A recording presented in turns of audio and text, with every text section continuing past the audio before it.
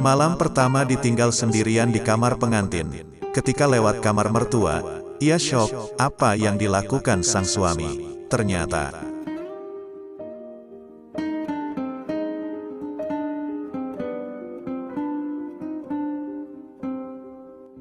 menuju pernikahan bukan hanya modal cinta tetapi juga logika. Jika hanya makan cinta, maka bisa jadi penyesalan di akhirnya karena tahu sifat atau kondisi asli pasangannya. Seperti yang dialami oleh gadis berusia 23 tahun ini. Ia bisa dibilang tak punya paras cantik, bahkan bisa dibilang jelek. Sebab pada wajah sebelah kirinya ada tanda lahir yang besar berwarna merah. Saat ia kecil banyak orang tidak mau bermain dengannya. Setelah besar ia juga sering dipandang sebelah mata oleh orang lain. Aku juga tahu sekarang ilmu kedokteran sudah sangat maju, dan pasti sangat mudah menghilangkan tanda lahir seperti ini. Tapi keluargaku tak punya uang untuk melakukan laser seperti ini. Lalu ibuku berpesan untuk menjalani hidup apa adanya dan jadi diri sendiri, kata gadis itu.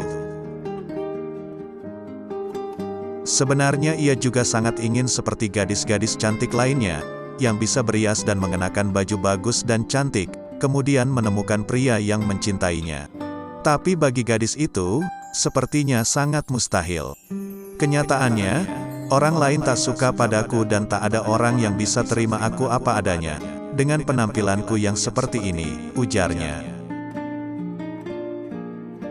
Tapi ternyata mimpi indah untuk gadis itu datang dengan tak disengaja.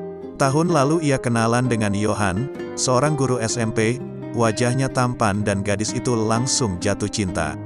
Namun ia memang tak berani berharap banyak, sebab Johan pasti tak akan membalas cintanya. Belakangan, ia tahu bahwa Johan sudah punya pacar cantik yang juga seorang guru. Ia pun patah hati, namun perasaan itu sulit banget dikontrol. Gadis itu tahu, ini tak akan mungkin Johan menjadi miliknya.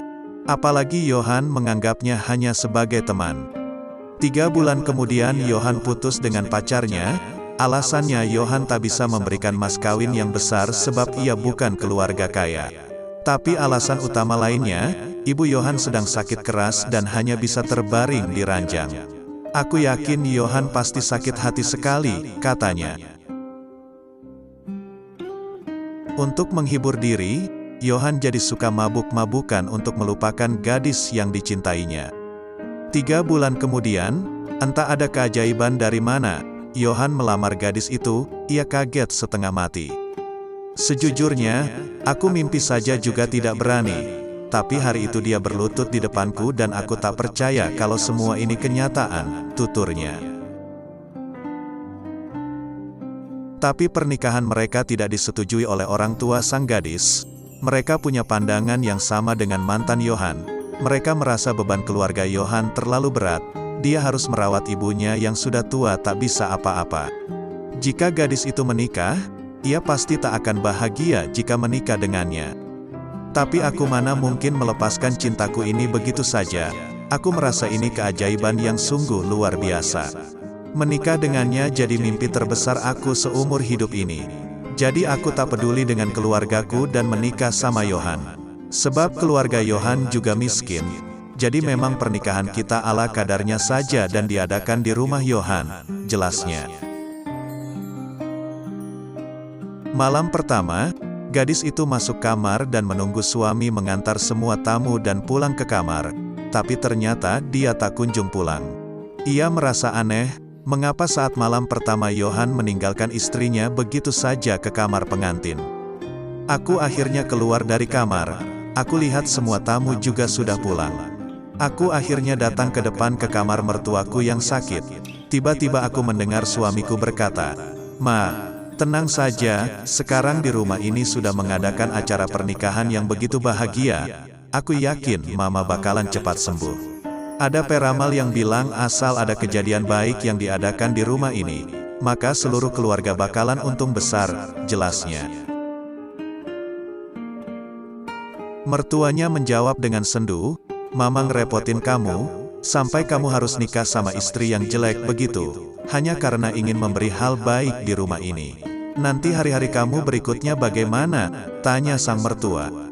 "Ma, tenang saja, aku nggak akan selamanya sama dia, asal mama bisa sembuh, aku bakalan cari cara gimana berpisah sama dia, jadi mama gak usah khawatir, kata Yohan.